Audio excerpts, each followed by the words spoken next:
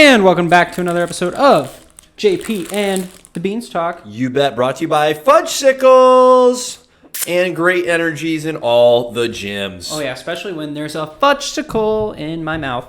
You bet. You bet. We're just gonna let that lie. I am not gonna follow that one up. There's a lot of opportunity there, and I'm just gonna let you have it. Thanks. You're welcome. Good for you. Good for the fudgesicle, I guess. Well, incredible stuff. Hey, fudgesicles are great. Thanks for bringing those along with you. Of course. What a guy. What a guy. For the youths. Absolutely. Absolutely. Youths and adults alike. That's when you know you really got a winner. Especially. Yeah, absolutely. Well, hey, it's been a couple weeks since we went and saw the Batman. Did you still like that movie? Now you've had a couple weeks to really dwell in it, really just be born in the darkness. Yeah. Oh yeah, Molded by it. Vengeance. Yeah, no, I loved it. I still like it a lot. Yeah. I got to see it a second time. Enjoyed it even more. Knowing going in what to expect and appreciated it at a higher level also. Old Bob Pattinson. Way to go, bud. You proved me wrong. My confidence level was, I don't even know if it was on a level with Bob. No, it wasn't. No. It wasn't. I had to talk you into it. I did have faith. You did. Because he's a good actor. You know what? He showed it there. Twilight got him his fame, and then... But unfortunately... At a cost? It was at a cost. It's pretty much like it would be the equivalent of what Matthew Perry did on TV. Tell me more. Like he got typecasted as a Chandler, pretty much. Yep. That's all people saw him as. Yep.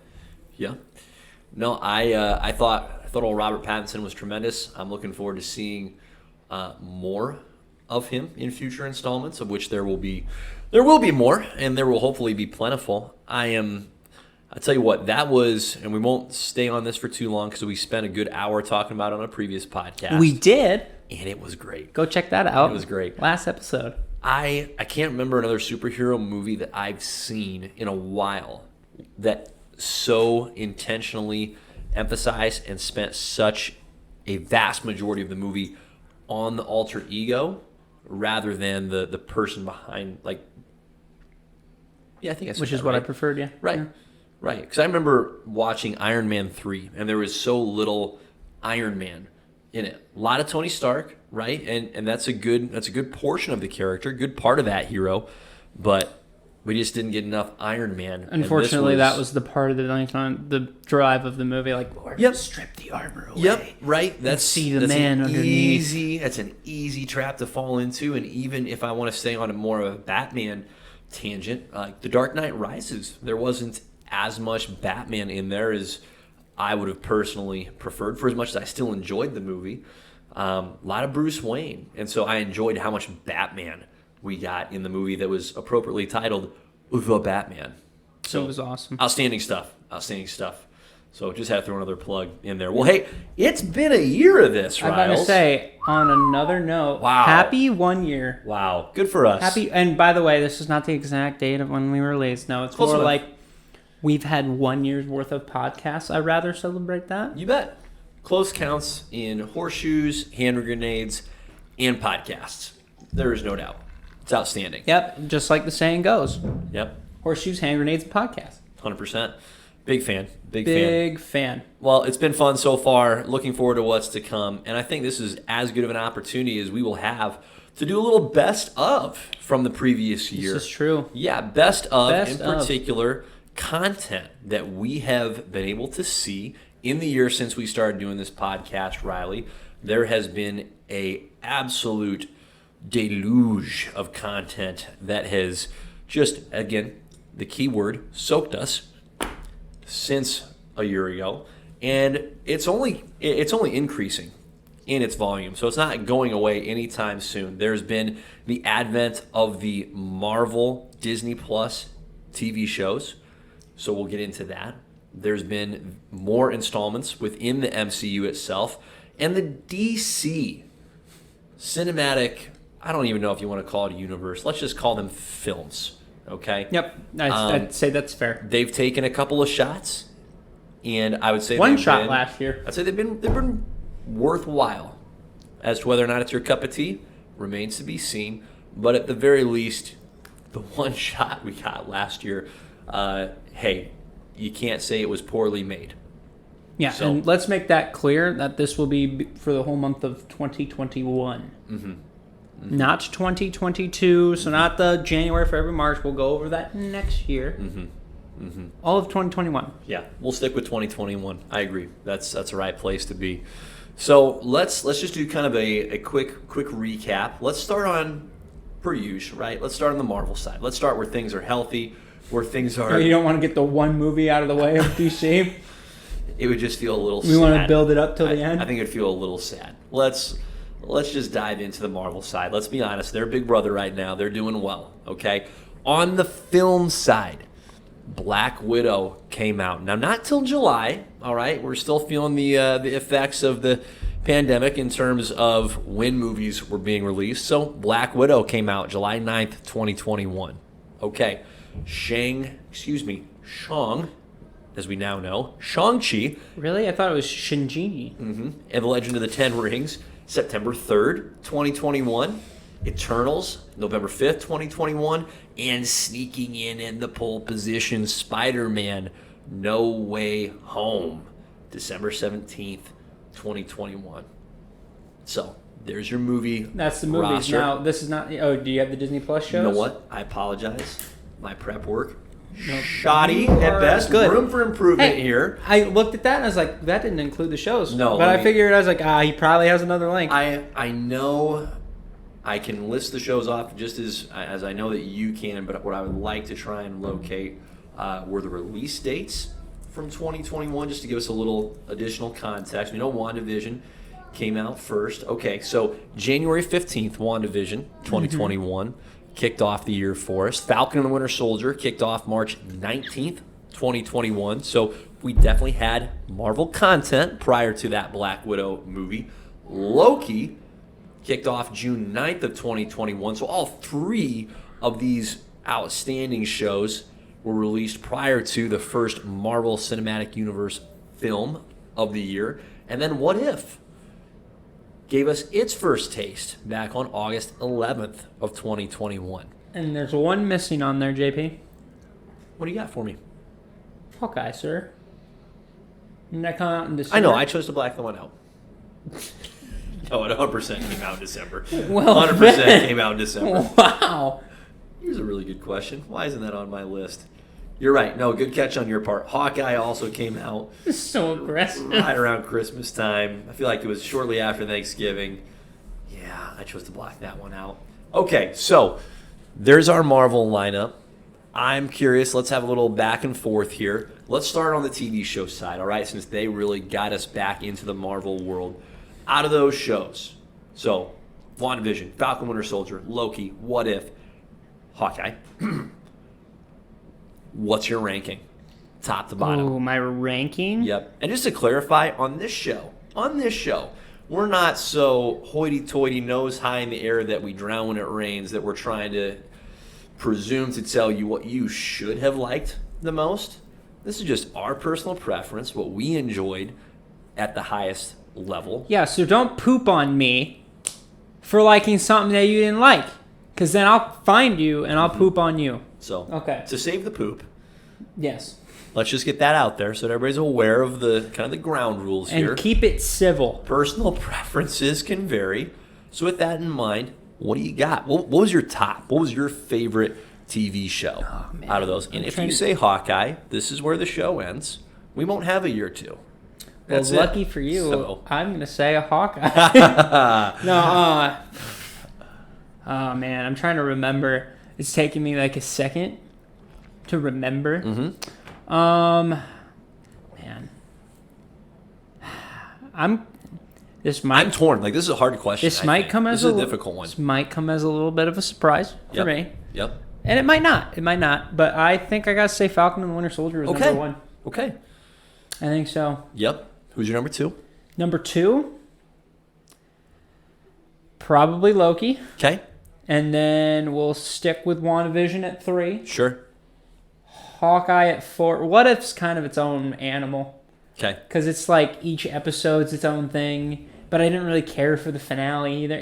Fair enough. What If's probably last. I think that has the most potential to be really good. Sure. But, and Loki, in Loki's defense, like it's not finished.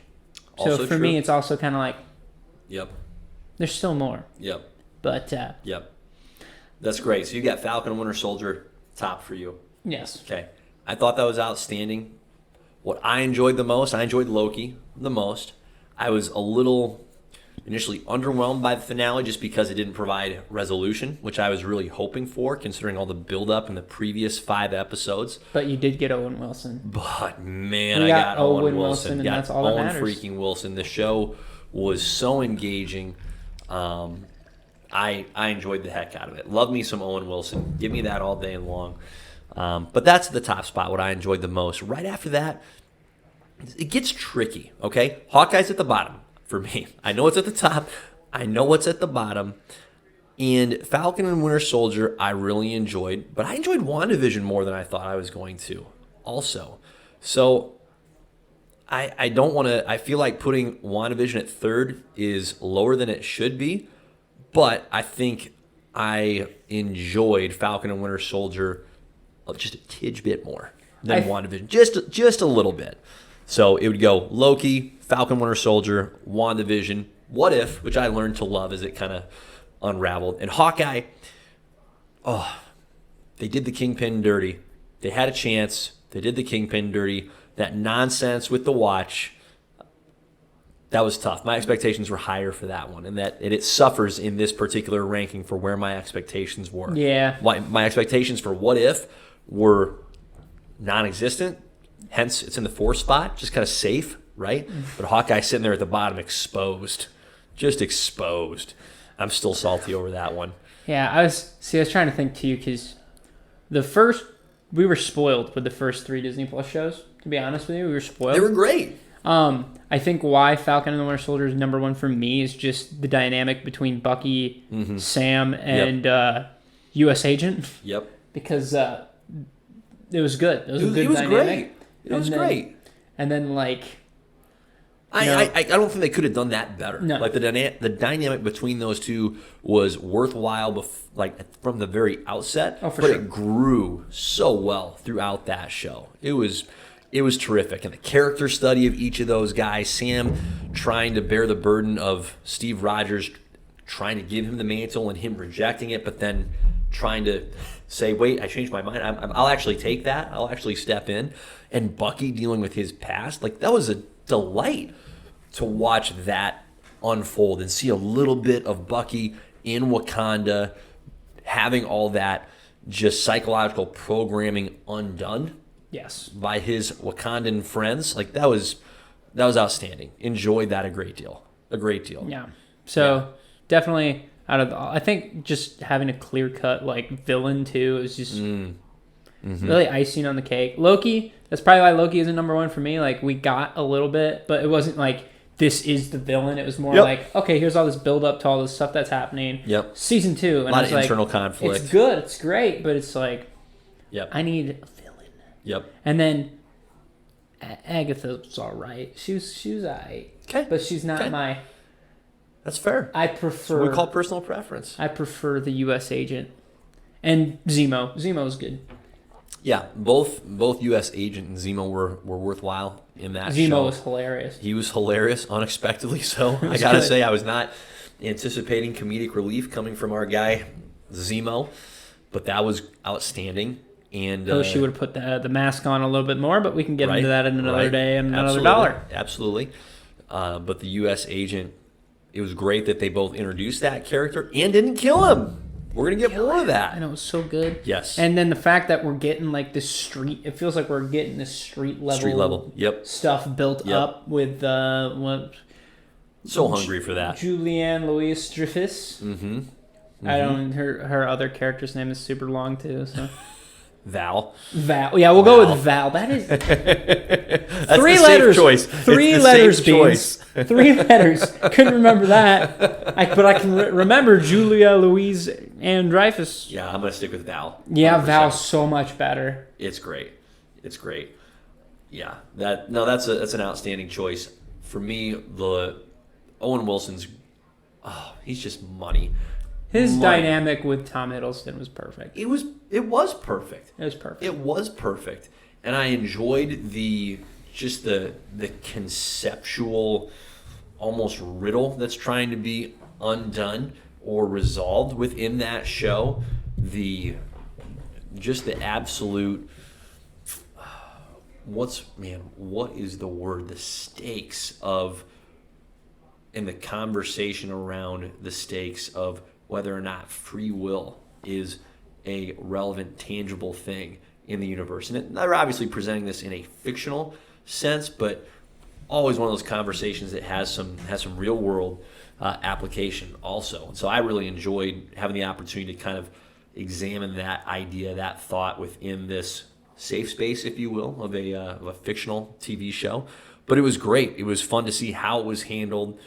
And I'm really fascinated. I think Loki, more than any of these other shows, added to the Marvel Cinematic Universe world. A little weird to call the universe a world, but added to it than all these other shows did. Like WandaVision, Falcon and Winter Soldier very much existed within this pre-existing realm, whereas Loki went outside of what we had known and just crafted more for us and set up more in terms of, hey, that's our first taste of Kang the Conqueror, a version of Kang the Conqueror. With that whole idea of variance, we're going to start seeing that much more of. We have seen more of with Spider-Man No Way Home, and we'll see more in Doctor Strange. It's just going to be such a theme, I think, for so many of the upcoming movies, and it was begun in Loki. That was really bold, right?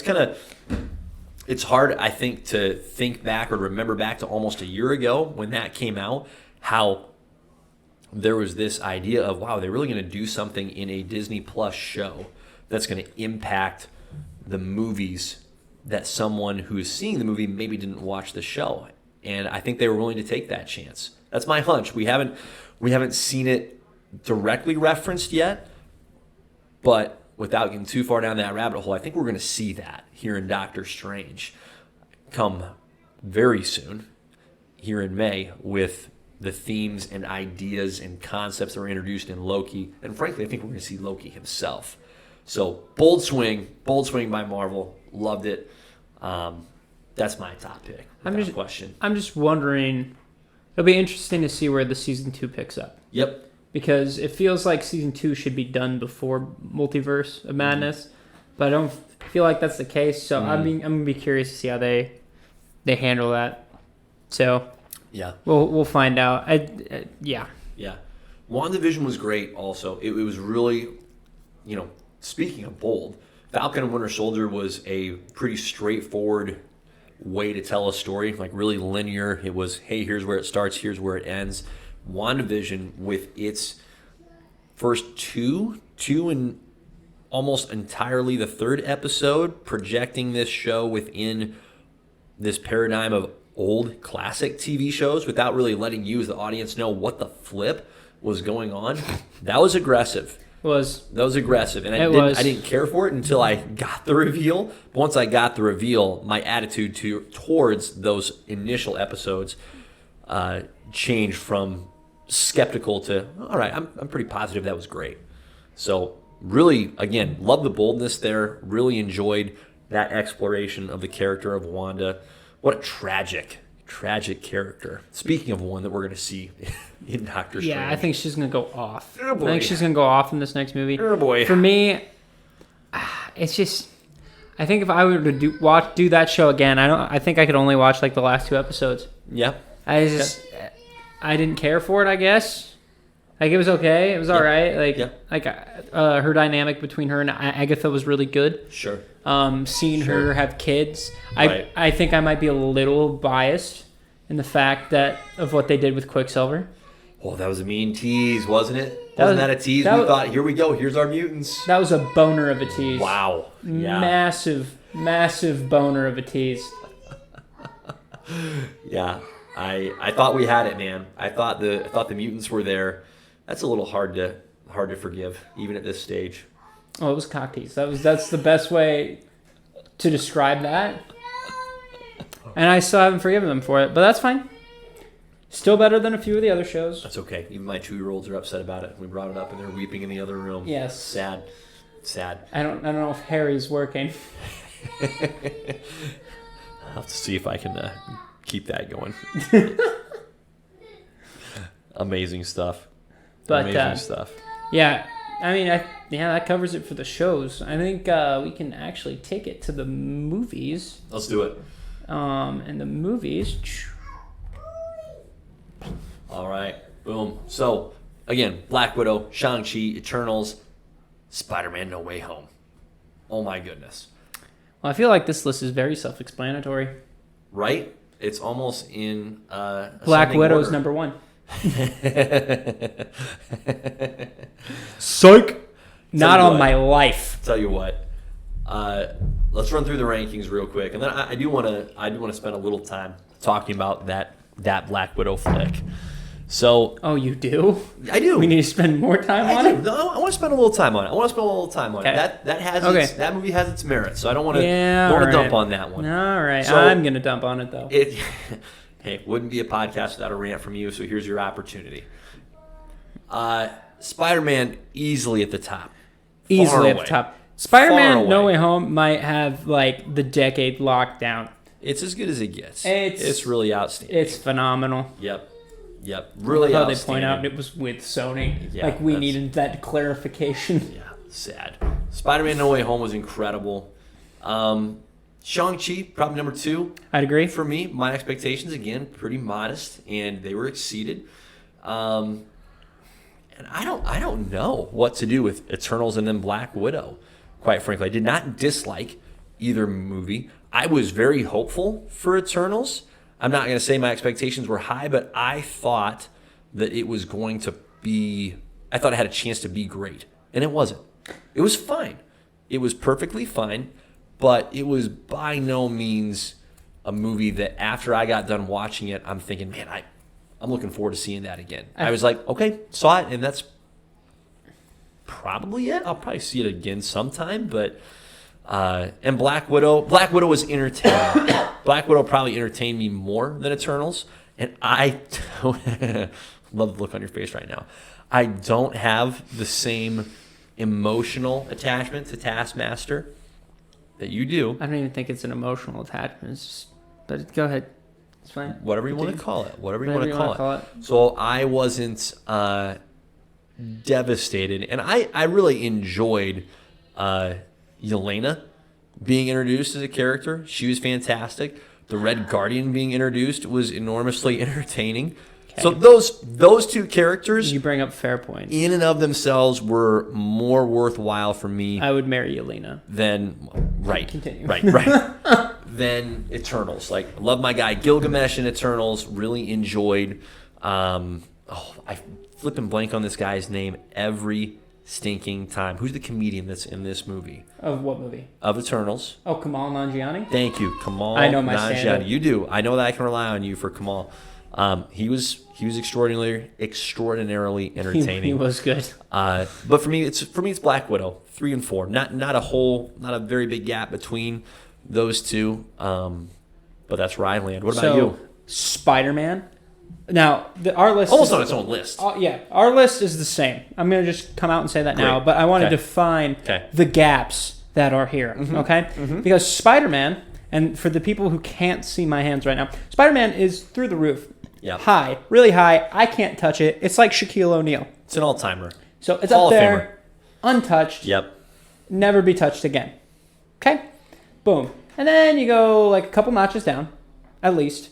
And then I'll put Shang-Chi there. Like, it was a fun ride. Okay? It was. It's not anywhere close to Spider-Man. But if Spider-Man didn't come out, this would be the best MCU movie we got. Really solid origin story. Yes. Really solid. Really solid origin. Yep. It was fresh. It was kind of new. Yep. And it was also like it introduced a new area of the MCU. Yep. So kind of a new block. There wasn't a lot of people attached to this. Yep. And the one that was attached didn't need to be there. But he was there. Mm-hmm. And that is what it is. Old Trevor. Now, do I wish we would have gotten a comic-accurate Mandarin?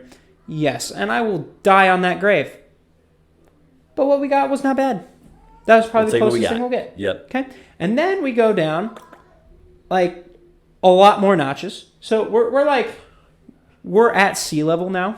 Okay, we're at sea level. We're on a boat. Yep. It's a little rocky, a little wavy. Sure. And you're not upset you're on the boat. No, You're okay.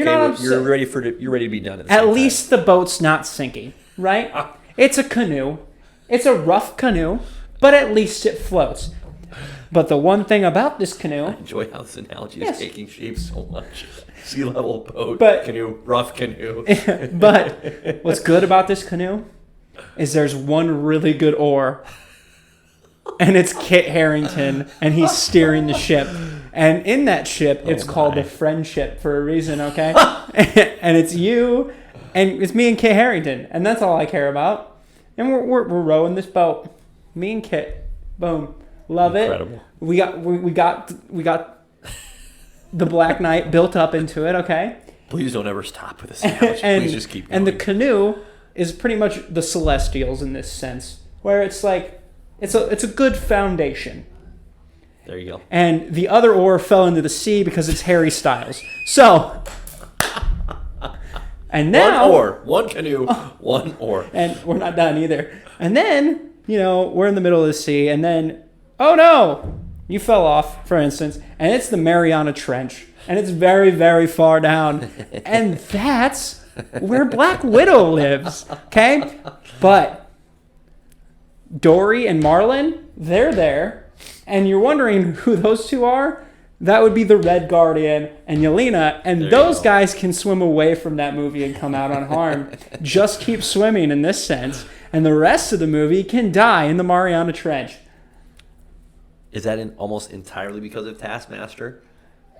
Entirely because of Taskmaster. Okay. All right. I'm not hiding that fact at all. That ruined the movie for me. That wound won't ever heal, will it? Like it's just there. It's open. That half, and then the other main villain who just hates women to hate women.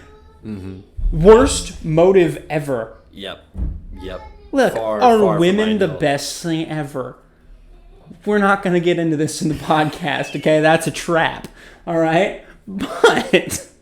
How you set your own trap and then moved away from it. I had to. Yeah. I'm smart. Okay, you got away from there. I just wanted to pique the listener's interest for a second, okay?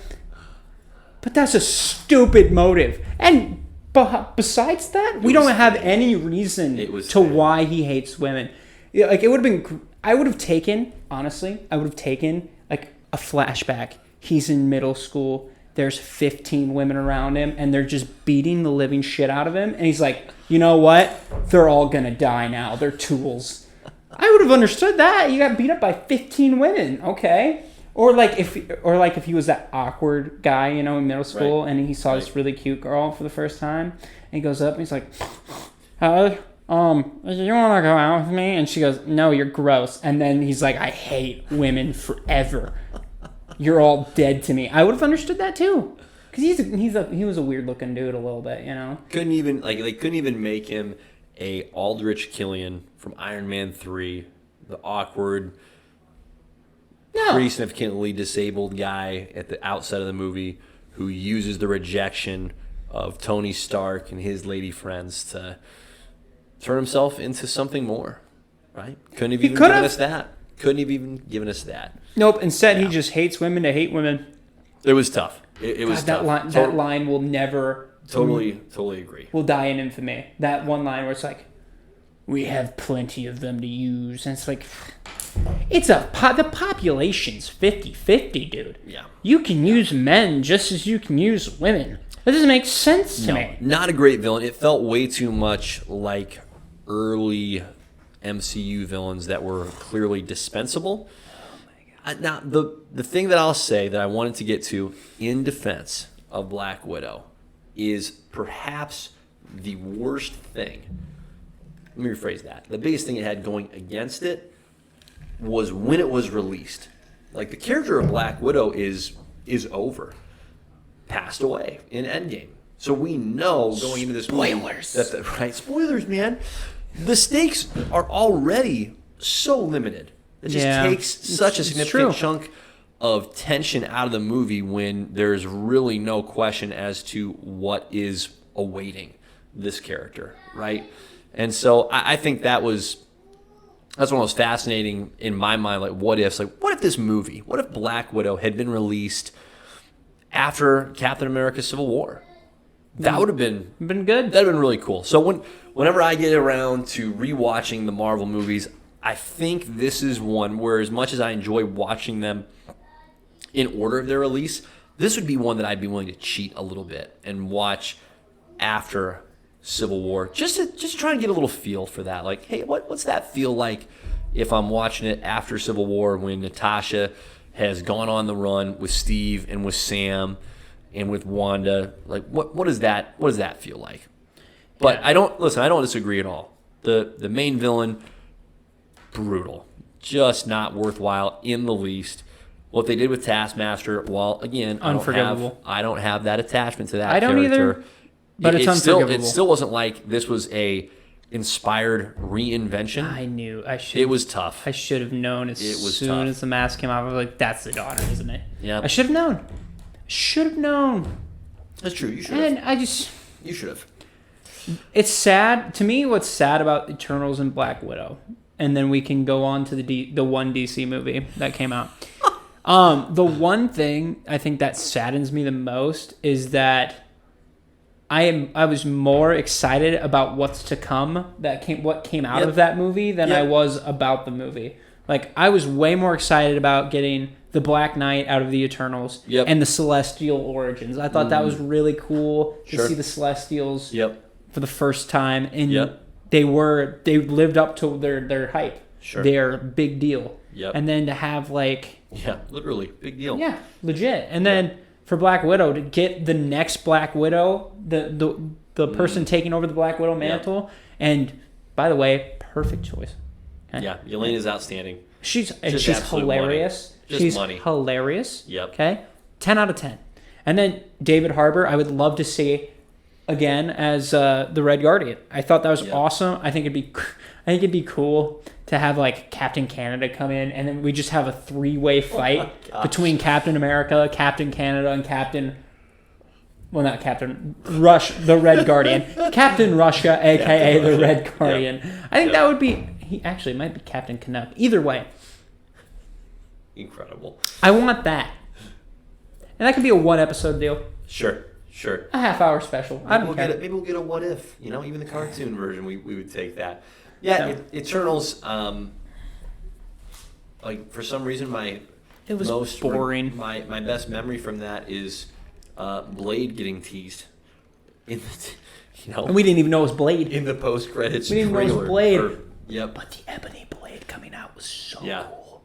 Yeah, I was like, yes. That movie, I'll be curious whenever I get around to rewatching it if I feel better or worse about it.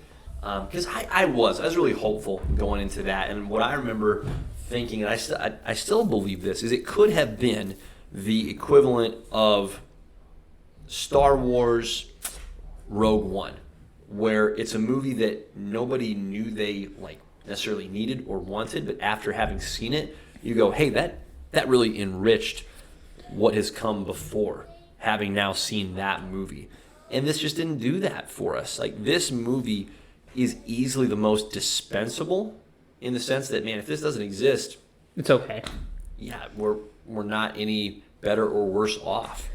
So, and to me, and you know what? Black Widow could fall into that category as well, quite frankly. If you want to be really harsh. I already forgot it existed, and you brought it up again. Thank you. No, but I still enjoyed it. I did. I think for that movie, Eternals was what everyone thought the Guardians of the Galaxy was going to be when that movie got announced. No one thought the Guardians of the Galaxy movie was going to do good. They're like, oh, this is Marvel's first flop. And then it skyrocketed. It was so then people came into this movie being like, oh, Eternals is going to be epic. And it missed it. Expectations are a big deal. So yeah, that's just my opinion on that, though. Well, hey, Spider-Man No Way Home, that's an all-timer. I'm glad we got that. Took till December 17th. But what an incredible treat that was. I still enjoy thinking back on that movie. I have to remind myself how special that was, because I don't ever want to forget how great it was to see Toby coming back in that spider suit. Incredible. Toby. Andrew getting in there. He surprised me as far as how much I enjoyed him. But so beautiful. It was so good. I'm trying not to cry. Dude, weep away. It was beautiful. It was awesome. That's I know that we're gonna get movies again in May with Doctor Strange, the Multiverse of Madness, that are gonna try and do something similar in terms of bringing previous actors back in their roles. Patrick Stewart, for example, as Professor Xavier. But I just don't think there's another. I don't think we're going to have another movie like this, where you have the previous characters from previous, like, well-established iterations come back in a really meaningful, significant, and somehow, like, organic way. Like, it made sense. It wasn't forced. It was just great. That's the most important just great thing to bring up, is that it wasn't forced. No. It was natural. It felt natural. Yep. It felt right. And I just wanted it to last forever. Yeah. So, what a treat that was. What an absolute treat. That was outstanding. All right, well, hey, let's jump over to the DC movie that was released. Singular. Not on the plural side. No TV shows to speak of for the DC. Well, Bless them, they're trying. There were TV shows, but we just didn't watch them. They're trying. What was the TV show?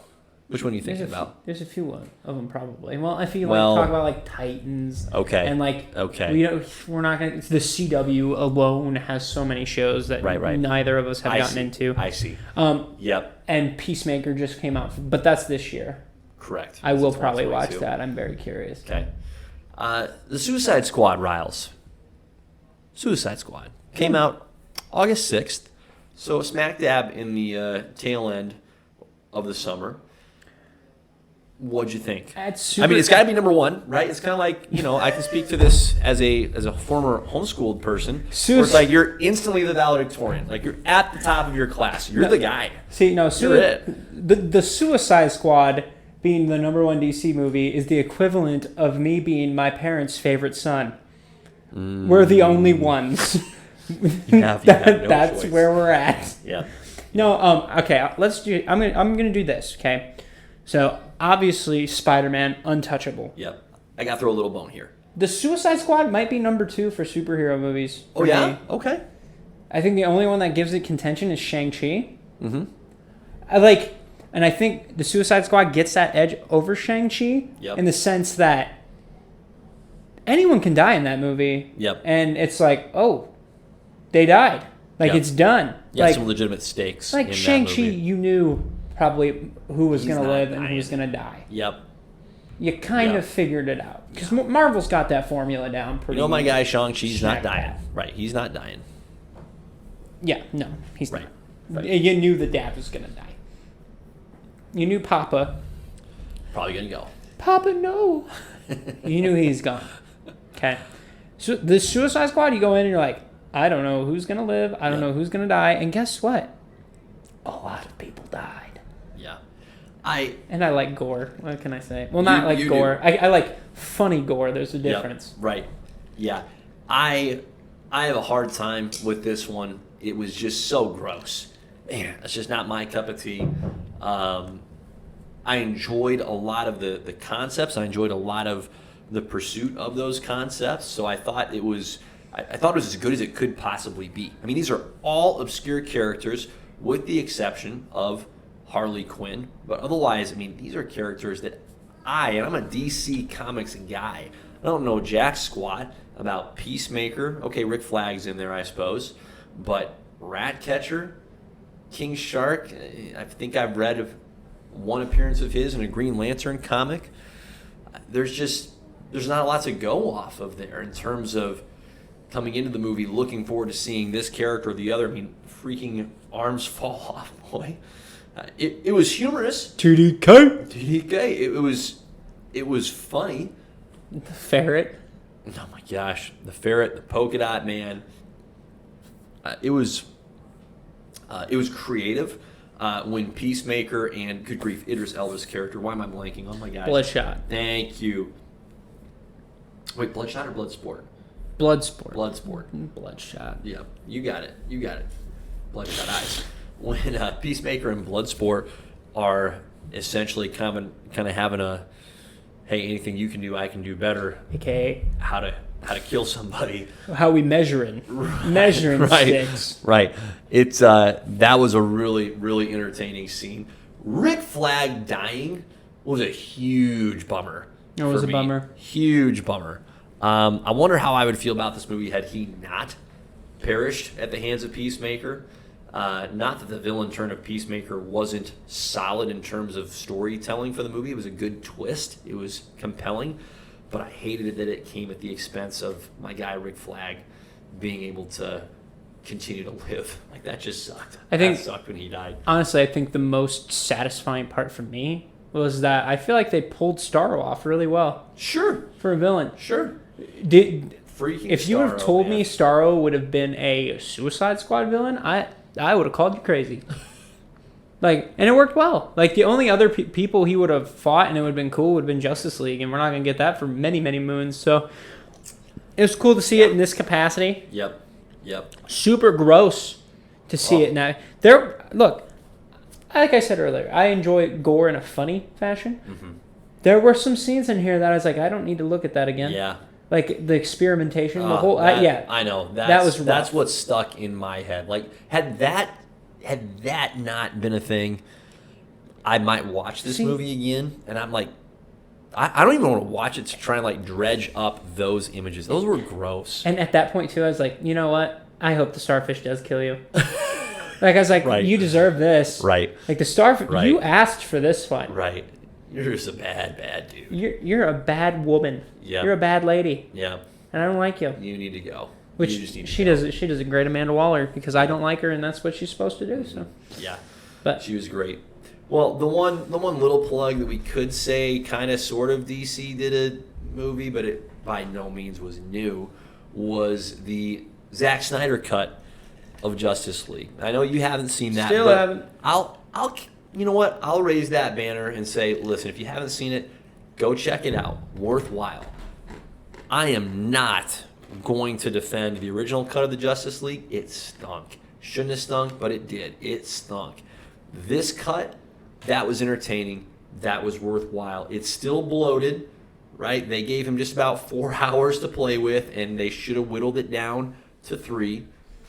However, it is legitimately good, which is not something that you could say about the original cut of the Justice League. And listen, it's not how this works. You don't just get a do-over and say, okay, well, there we go. We fixed it. We get to start over. It's like, you blew it.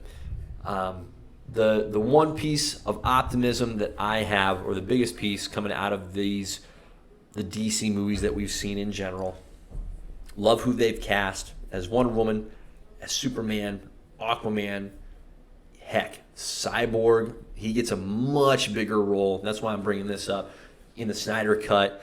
Same with Ezra Miller as the Flash. Not going to get into Ben Affleck as Batman. Still just not great. Still not my favorite at all iteration of that character. But I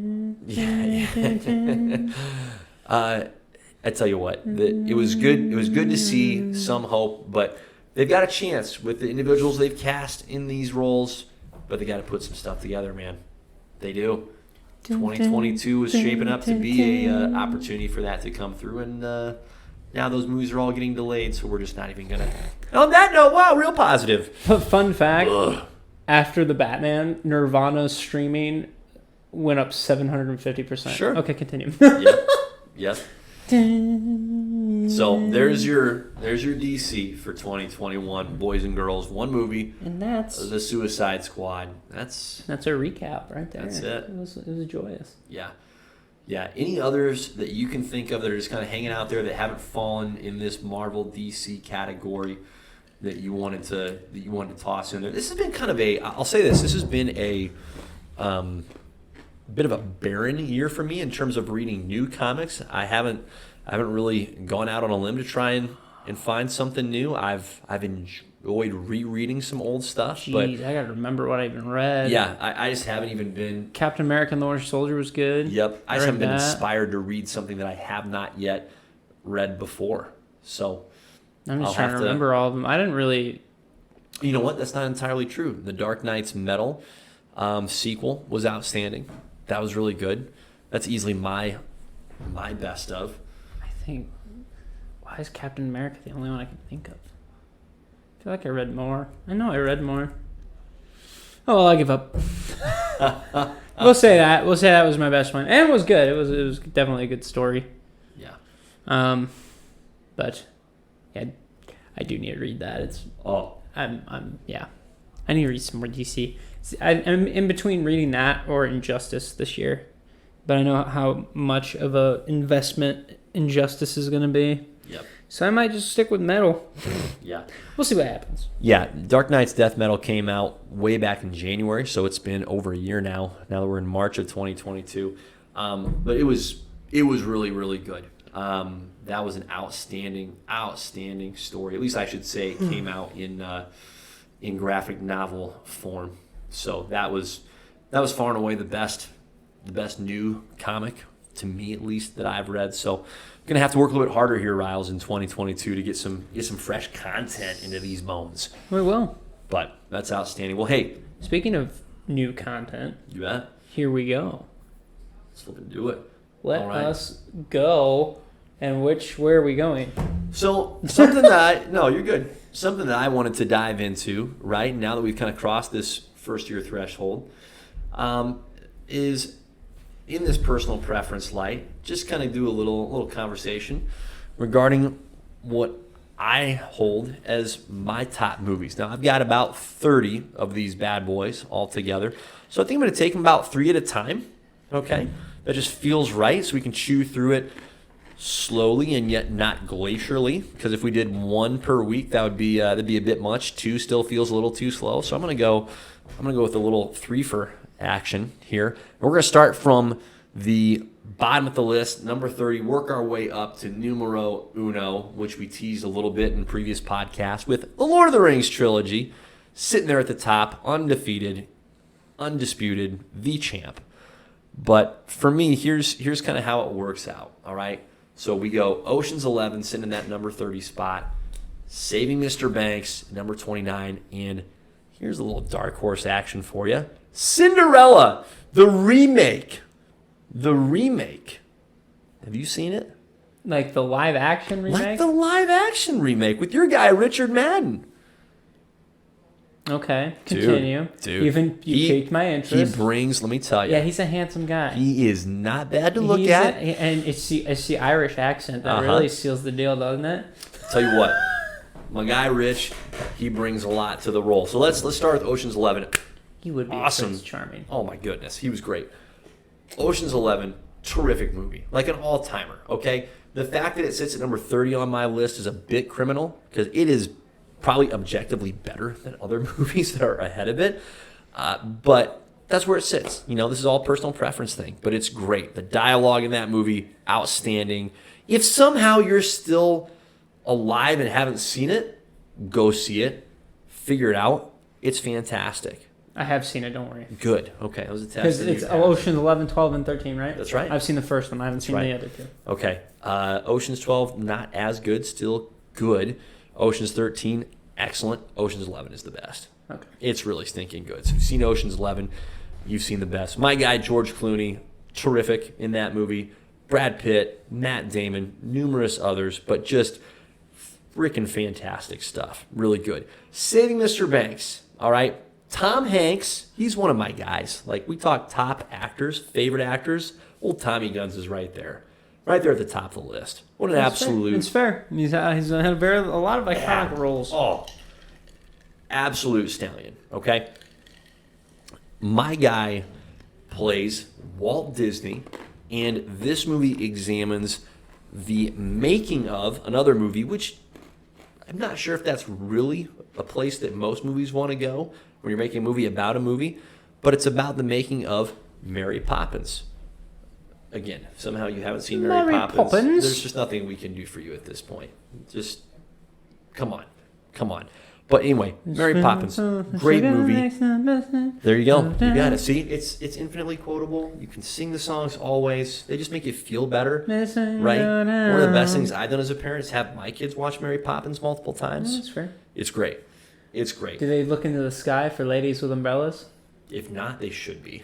should. They really should be. But it's a great character examination of the author behind those Mary Poppins books and how her childhood and her relationship with her father influenced the books that she wrote, and therefore her desire to have such a strong amount of control over the making of that movie. So she was quite stingy with giving up the rights to her book to Walt Disney, who personally adored the books, loved reading them to his own children, and therefore wanted to make them into the feature film, which he ultimately did. So great story, particularly meaningful to me now that I've had kids of my own. Really powerful stuff there. All right, Cinderella live action remake. Richard Madden, your guy. He's Prince freaking Charming. And he is outstanding. He looks so good. He looks great. Have you seen him? Yes, in this movie. Yeah, I mean, like, in, like, Game of Thrones. Let me tell you, he's terrific. He's great. Imagine that in a fur coat. He fleshes out the role of Prince Charming, which could just be a forgettable, hey, pretty boy face. He gives it layers. Richard Madden gives it ogres have layers. Oh my goodness, he's so flipping good. I feel like there's another. I gotta look this up here. My guy. This is not. I'm gonna be real honest with you. This is not a movie that I would have seen coming for you. But I know. No, it's absolutely an outlier. Okay, but it's a delight. It's so freaking pure. I feel like there's another actor in this movie that is a Game of Thrones. Boy, so I could pull up this fella right here. Nonzo? Yeah. Is this a Game of Thrones guy? No, I don't think so. Darn. Okay. Oh, wait, hold on. Is that the... No, that's not the guy. Different guy? Okay. Who does he play? Shot in the dark. He plays one of Prince Charming's confidants, listed simply as Captain. But I love that. Great dude. No, great dude. Absolutely crushes it in his role. Kate Blanchett is just nasty as the stepmother. I believe that. She's kind of got that vibe. Yep. She channels a little bit of Hella there, right? Oh, of course she brings it to the Cinderella role. She's terrific. She is absolutely terrific. Lily James is Cinderella. Never seen her in anything before. I think I've only seen her in one movie since. She's picking up in popularity. She's delightful. She just projects this purity that I don't know how an actor or actress like somehow embodies that, but you just believe that, hey, this person is good. And what's enjoyable about this movie is she gets put through the absolute ringer by the evil stepmother, and she still comes out on top. And it's like, come on, get that. Get it. It's great, man. It's great. Here I am, a full-blooded 34-year-old male with 5 children, and I'm championing this movie, man. It's one of the best. It's absolutely great. Okay. It's absolutely great. If you need a little pick me up, you're feeling down, you're doubting goodness in the world, you go watch the live-action remake of Cinderella, and you're going to have some hope brought in your heart. Not knocking it. Tell you what, there's a great dynamic between the prince and his father that's just, come on, you don't get that in the cartoon. You don't get it. You get it here. It's outstanding. I love it, man. I'm getting pumped up. I'm not going to lie. I'm waiting for I'm getting pumped up the rug to be pulled from underneath No, it's not happening. It's genuine. My adoration for this movie is genuine. Absolutely love it. So I know it's not one that, as Disney kind of made this series of live action remakes, I feel like it's been forgotten a little bit. I don't know how hyped it truly was. No, I didn't even remember it. No, and that's fair. I think there were others that were far more hyped. But man, is it good. It's just great. I'm glad you enjoyed it. So there you go, man. There's the first little tease of my top 30s. Ocean's 11 coming in number 30, Saving Mr. Banks at number 29, and freaking Cinderella firmly at number 28. So there you be. There's that tease. Well, I appreciate that. Hey, I feel like a part of it now. I'm just happy to be here to talk about things that I love, including Cinderella. Happy to say that. I can say that proudly. Should we talk about something that maybe we don't love? For example, we know that Moon Knight's coming out here in just less than a week's time, or a week's time. How dare you? I was about to get super hyped up, and you're like, let's get disappointed. And I'm like, Yep. I brought you up. I was like, no. All right, continue. Go ahead. In the last few days, Marvel released a trailer for another TV show. Okay. Ms. Marvel. The first trailer for that show released. We've each seen it. And as a matter of fact, we just rewatched it prior to press and record here. Riles, I don't know why I would watch this show after that trailer.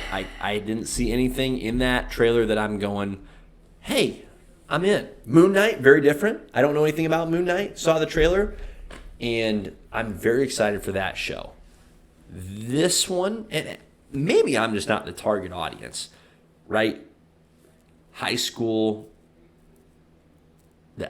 I don't know. It definitely gives off the high school teen drama vibe. Yep. That's what I'm getting more of. And honestly, she is a high schooler. Go for it. Mm-hmm. I'm not against that. Mm-hmm. I think what bums me out the most, and I've already told you this, is that they changed her powers. Right. And to me, it doesn't make sense. So hopefully we get rid of the bands entirely, and then she goes to being an Inhuman. Okay, because now, if you guys have watched the trailer, I'll just break this down real quick. In the comics, she's an Inhuman. Okay, her power is called Embiggen. So she's kind of like Mr. Fantastic, right? Where she can stretch, right? But she's also can grow like Ant-Man. Mm-hmm. I don't know how tall. Doesn't matter. And I'm pretty sure she can, I think use polymorph. Whatever. I think she can change her appearance to look like other people. Not 100% sure on that one. Don't hold me to that. But it's like, why? That's such a way cooler power than knockoff Green Lantern. They didn't make it better. No, they gave her like they energy shields. For the worst, which is I don't get why they even changed it in the first place. Yeah. I don't know if they're like planning on. I mean, obviously they're planning on introducing Reed Richards, and they want that power distinction. But at the same time, I'm like, let them have the same. Who cares? She could learn from Reed. That'd be cool. Okay? But like, now, there was one good thing, and this has been the consistency of Phase 4 Marvel.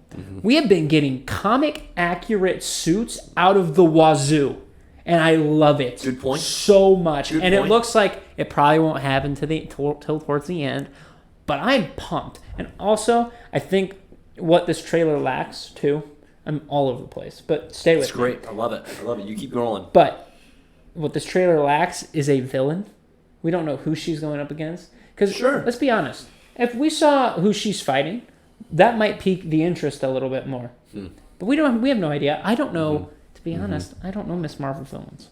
I don't know who she's going to fight in the Rogues Gallery of Miss Marvel villains, all three of them. I don't know. Yeah. And like, I'm not...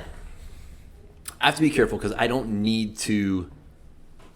Like, there's no need to hate on this show. Yeah, I'm not going to hate it yet. If I'm not the... I'll watch it. If I'm not the target audience... See, I'm not sure I will. That's okay. I think I'm just more... I'll take one for the team. I appreciate you. Kind of Boba Fett round 2. You're a real good team player. I just don't... None of what I saw in that trailer makes me go, hey, I need to check this out. And I wish it would. I think it could do that, even if I'm not the individual age group, gender group.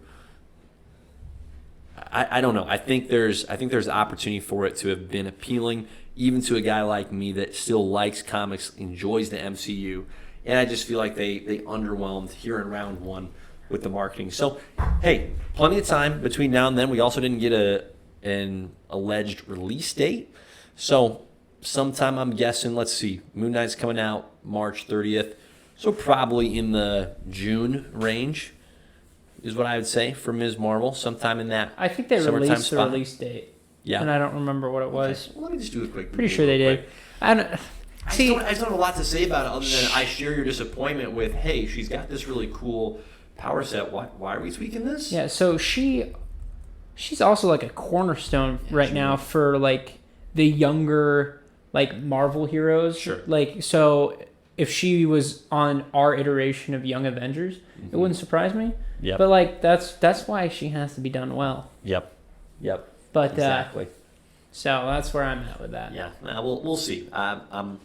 There's plenty of time between now and June. Could end up being cool. So not ragging on it. Just also, that's not true. I am ragging on it a little bit. I was underwhelmed. I'd like to see more. It's certainly not going to be a Cinderella. Full circle. I think this will be a Cinderella story, though. She's going to go from nobody to somebody. Yes. And she'll find out she never needed the slippers. There's no Richard Madden. Why am I even here? But, that's great. Speaking of which, did we talk about the Obi-Wan trailer on here? Oh my goodness. Did we? No, it came out maybe the day after we had recorded our previous episode. What a great catch on your part, Riles. When I saw it on there, I was like, oh, Obi-Wan. Dude, that trailer, incredible. Tell me that doesn't look great. Oop. You're good. Dude, let me correct our lighting situation. But yeah, so the Obi-Wan trailer came out. We had, what did we have? We saw young Luke. Here, I'll fix it. It's underneath there. No, like go down. Follow the cord. Yep. There you go. Happy? Yes, that'll work. You can if there should be 2 arrows, and then if you click that once and get the yellow. Okay. No. One more. Nope. The 2 arrows that look like a reverse Uno card. There you go, right there. With it. Reverse Uno card. You didn't have to do that to make me happy, but I appreciate that. Cool. But yeah, we saw some of the Inquisitors, which I don't know if you know anything about them. I really don't either. They were a big part of very little, but I'm in the cartoon. Yeah. We're getting Vader back. That's the most important part of this whole thing. Okay. They probably will fight, and it'll be super cool. Okay. No. There's so much potential here. Like he looks like Space Jesus. He does. And I'm excited. He does. He looks terrific, man. Freaking Ewan. Like we're just singing the praises of Richard Madden, which as we should be, but Ewan McGregor as Obi in the Wilderness looks incredible. Looks incredible. Hold on. Who do you think paved the way Correct. for Richard Madden? Correct. It was Ewan Richard can't exist if it wasn't McGregor. Exactly. Obi-Wan He's Kenobi. the OG. He's the guy. I love it. Dude, it's great. I'm glad you recalled that trailer had come out between our pods here. I'm very much looking forward to it. That's the kind of Star Wars content I can get on board with, right? Like the Boba Fett show just never really appealed to me in a great way. Which is a shame. Because it should have done a better job of that. But. Yep. But this is money in the bank. Like if I had to pay to see this, which I mean you kind of do, having to pay for Disney Plus, but if I had to pay to go to a theater to see each episode, I would. I think I would too. I would. I easily would. So what a cool thing. Makes me want to get a Jedi robe again. Yeah. Just a little bit. Not like a lot of it, but a little bit. Yeah. But yes, so Moon Knight comes out next week. Right. Literally next week. Dude. So that's wild stuff. Do we have any predictions or surprises? Or I don't know what else I'm going on, but you know what I mean. No, like I'll throw a couple brief predictions out there. I know that Moon Knight, the character, is famous for having multiple personality disorder or something to that extent, at least. I think we're going to see a fairly limited view of that. Like I don't think we're going to see a dozen different personalities. I think we'll see 2, 3 at most. I honestly think we'll get his 4 that he has in the comics. Think so? I think so because they've already advertised. Because I consider Moon Knight as one. Yep. That's an alternate personality to me. Okay. Right. So we have Moon Knight. We have Mark Spector. I think we'll get that. We have his other one, which was Spencer or something. Okay. And that was his rich alter ego, and that's who that's in that first trailer, he's talking as that guy. Mm-hmm. And she's like, Mark, where are you? And he's like, who's Mark? I'm Spencer. Right. So we'll get that. And then Mr. Knight has already been confirmed, which he's a nicer Moon Knight. Which have you seen the poster from Mr. Knight? Sure. It's sick. It's super cool. And then he has one more personality, and that is Jack something, and he's a taxi driver, and that's how he gets all his street info, because he's a taxi driver. Okay, so I think. Do you think we'll go for the full 4? I think. I love it. I kind of hope so. I hope you're right. 4 or 5. Yeah. I feel like I listed 5. I'm limited to the 2 or 3. You're going the 4 or 5 range. I like that. I'm guessing the villain, played by Ethan Hawke, I'm guessing he dies. That's a solid bet. Doesn't feel like a long-term, hey, he's hanging around for a while. Seems like he's there now. Goodbye. Toast. Although because the actor of the other villain died, they might have kept the new guy alive. Oof. Okay. True. Wild card. They don't have which I'm not even joking or anything. I think that's just a poor circumstance. Yeah. That's tough. So yeah, that's quite tough. But we'll see. We'll see what happens. I really hope. This is when I'm cool with them going in the origin of how he started. For sure. I'm really cool with that. Like, sometimes you're like, ugh, another origin. I want an origin. Yeah. Because I feel no one knows what this guy is really. So it'd be really fun. Yeah. For me. I just want violence. I'm curious. Well, let's get into that. Let's get into that just real briefly. How, on a scale of what we've had so far, okay, with the Disney Plus shows, compared to the Netflix, or formerly Netflix, Marvel shows that are now on Disney Plus, where do you think in that spectrum this show will fall? My personal guess, is it'll be somewhere in between Netflix and the regular Marvel shows. Yep. I think this will be the most violent Marvel Disney Plus show. Yep. But I don't think it'll be the most violent Marvel show we've ever had. I think first of all, I don't think anything will ever beat the Punisher ever in our lifetime. Okay? It's not going to happen. That will not happen. Daredevil, I'm glad was violent. Mm-hmm. I think that was the appropriate amount of violent. Mm-hmm. I think Moon Knight will be a step under that level. Sure. I don't think... Look, if we get that, I'm cool with it. Yep. That would be dope. He's a very violent guy. He should kind of have that violence. Mm-hmm. The dude wears white because he wants to be seen. He wants that physical confrontation. Right. So I'm cool with it. But I think it'll be one step underneath. Yeah. Although we did get all the Netflix Disney Plus on Disney Plus now, on Disney Plus, but so I guess the gate's open, but we'll see. No, I think you're right there. I think it'll be a step beyond what we've had so far. I can't imagine that Marvel. I just don't think it's worth it to them, quite frankly. Like they have such a safe, if you will, money-making product. Like, it seems like you're not gaining much by going into that from that PG-13 to that R-rated territory. I just don't think there's enough of them to gain that they will. If they do, I won't be stunned. I'll be surprised. But I think that they're pretty safe doing more of a hard PG-13. Yeah. Right? That's kind of where I'm at. And see, for me, I want them to really lean into the hard PG-13 at the least. Mm-hmm. I would like it to be closer to the rated R just because I want that Midnight Suns show eventually where he teams up with Blade. Because look, the Blade movie, I want to be R because I want him cutting off the heads of vampires. Okay, I do. And to be honest, that's supposed to be what that is. Yeah. That's how it's. Fair. That's how it was. Different niche. Yeah. Like, I get that the violence isn't for everybody. Okay, it's not supposed to be. All right, that's what that character was made for. Moon Knight is one of those guys, and sorry, but Daredevil is that way too. Mm-hmm. Daredevil's always been violent, a more violent character. Sure. Like he gets beat up. Yeah. Batman, you could make that argument for. So I could see him going. Yeah, I could see him going similar to what we observed with the Batman. That was a hard PG-13. Yeah, I want that. I'm cool with that. I think that's where we're going to settle into with Moon Knight.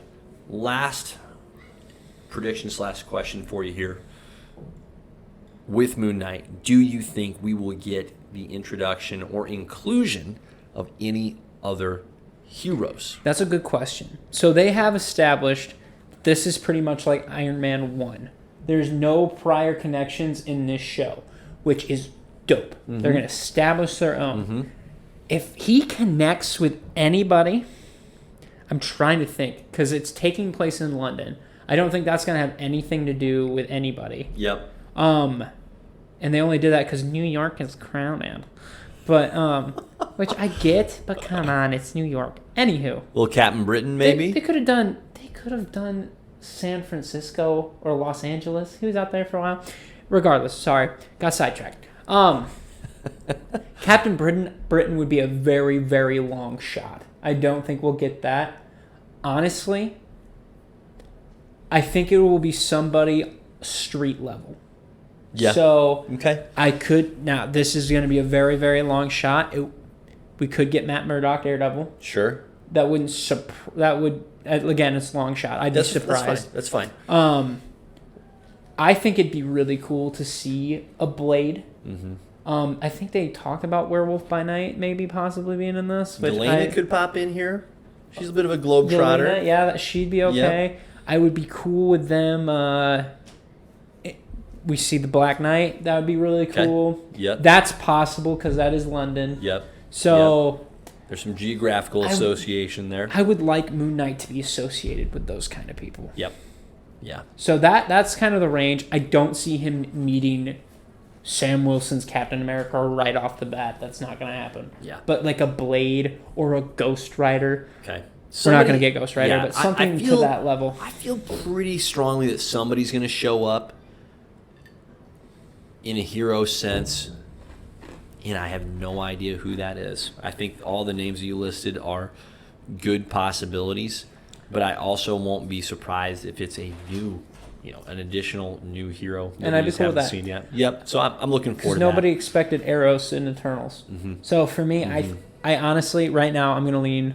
My most probable would probably be Blade. Yeah. And we might not see him. We might hear him again. Mm-hmm. I think that's the most probable because they really are leaning into the mysticism. Yep. They've kept this very tight on the marketing side. They haven't revealed much of anything, which is outstanding. So Good. Very much looking forward to it, my man. And I refuse to watch any of the new stuff on it. Yeah. So Yeah. It's going to be great. But all right, my guy. I think that covers it. Congrats on an outstanding first year. Looking forward to you too, sir. Yeah, looking forward to the advent of year 2 and beyond. I couldn't have done it with anyone else. No, likewise. Besides my other podcast.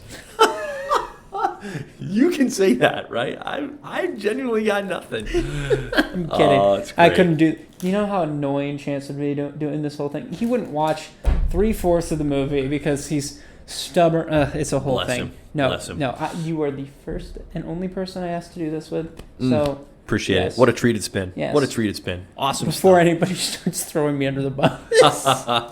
So, but yeah. That's great. On that note.